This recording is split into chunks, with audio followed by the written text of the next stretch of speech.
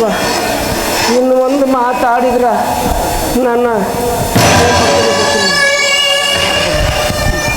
ಅಪ್ಪರ ಕರೆ ಹೇಳ್ತೀನಿ ರೀ. ಕರೆ ನಿಮ್ಮ ತಂದೆ ಕಾಲದಿಂದ ನಿಮ್ಮ ಮನೆಯಾಗ ದುಡ್ಕೊಂತ ಬಂದೀನಿ ರೀ.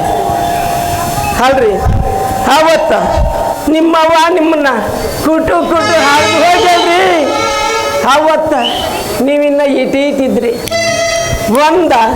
ಈ ಬಗಳಾಗ ಬಂದು ಕೂರ್ತಿತ್ತು, ಇನ್ನೊಂದು ಈ ಬಗಳಾಗ ಕೂರ್ತಿತ್ತು, ಇನ್ನೊಂದು ಅವನವನು ಎಲ್ಲಿ ಜಾಗಿನಂತ ಇಲ್ಲೇ ಬಂದು ಕೂರ್ತಿತ್ತು.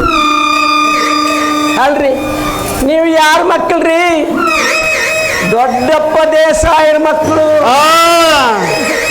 ಅವತ್ತಿನ ಕಾಲಗ ನಿಮ್ಮ ತಂದೆ 1000 ಸರ್ದಾರ ರೀ.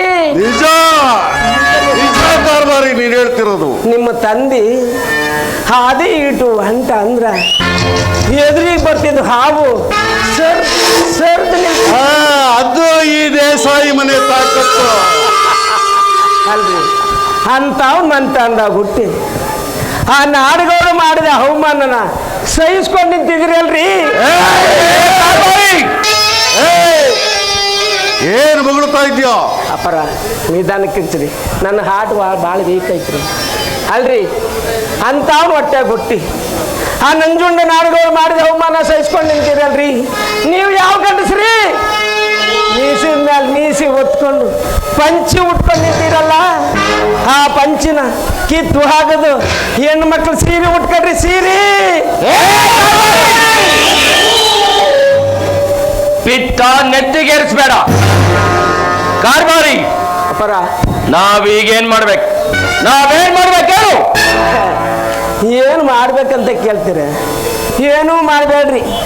ಗಾಯತ್ರಿ ವಂಶ ಹೋಗಿ 3 ಮಂದಿ 3 ಕ್ವಾರ್ಟರ್ ತಗೊಂಡು ಗಟ್ರಗತ್ತ ಕುಡಿದ್ರು. ರಾಜ ಟೆಕ್ಸ್ಟೈಲ್ ಮುಂದೆ ಮಕ್ಕ ಬಿಡ್ರಿ. ಅಲ್ರಿ ಏನು ಮಾಡಿ ಬರ್ಬೇಕಂತ ಕೇಳ್ತೀರಲ್ರಿ. ನೋಡ್ರಿ ಇನ್ನೊಂದ್ಸಲ ಆ ನಾಡಗೌಡ ನಿಮ್ಮ ತಂಟೆಗೆ ಬರಬಾರ್ದು. ಈ ಸುತ್ತ ಹಳ್ಳಿಯೊಳಗ ನಿಮ್ದೇ ಅಧಿಕಾರ ನಡೀಬೇಕು. ಅದಕ್ಕೆ ಅವ್ನ ಎದುರಾಕಬೇಕು. ನೋಡ್ರಿ ನಾ ಕರೆ ಹೇಳ್ತೀನಿ ಕೇಳ್ರಿ. ಈ ಸುತ್ತ ಹಳ್ಳಿ ಒಳಗೆ ನಡಿಬೇಕಂದ್ರೆ ಸುಲಭಾದ ಮಾತಲ್ರಿ. ಎಲ್ಲಿ ಕೇಳಿದ್ರ ನಂಜುಂಡ ನಾಡಗೌಡ ಅಂತಾರ್ರಿ. ಅಲ್ರಿ ಅಪ್ಪರ ಮುಂಜಾನೆ ಎದ್ದು ಚಾ ಕುಡಿಯೋಣಂತ ರಾಜನ ಏನಂತಲ್ರಿ? ನಂಜುಂಡ ನಾಡಗೌಡ ಅಂತಾನೆ. ಮಧ್ಯಾಹ್ನ ಖಾನಾವಳಿ ಗಂಗಮ್ಮನ ಖಾನಿ ಒಳಗೆ ಹೋದ ಆಕಿ ಸಹ ನಂಜುಂಡ ನಾಡಗೌಡ ಬಂದ್ರೇನ್ರಿ ಕಾರಣ ನಾ ಕೇಳಕ್ಕಾಗಲ್ರಿ. ಸಂಜೆ ಮುಂದ ಒಂದು ಕ್ವಾರ್ಟರ್ ತಕೊಂಡು ಚಂದ್ರನ ಅಂಗಡಿಗೆ ನೆಂಚ್ಕಿಗೆ ಬೋಂಡ ತಿನ್ನೋಕೆ ಹೋದ.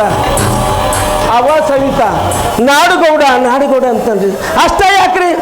ಉಪ್ಪಾರು ಕೇರಿಗೆ ಹೋಗ್ರಿ ನಂಜುಂಡ ನಾಡಗೌಡ ಅಂತಾರೆ. ಕ್ವಾಟ ಹೊಲಿಕ್ ಹೋಗ್ರಿ ನಂಜುಂಡ ನಾಡಗೌಡ ಅಂತೀರಿ. ಅಷ್ಟೇ ಯಾಕ್ರಿ? ದೊಡ್ಡ ಪೇಟೆಗೆ ಹೋದಲ್ಲಿ ಸಹಿತ ನಂಜುಂಡ ನಾಡಗೌಡ ಅಂತ ಅಂತಾರ್ರಿ. ಆ ಮಾತು ಕೇಳಿ ನನಗೆ ಸಾಕಾಗ್ಬಿಟ್ಟದ್ರಿ.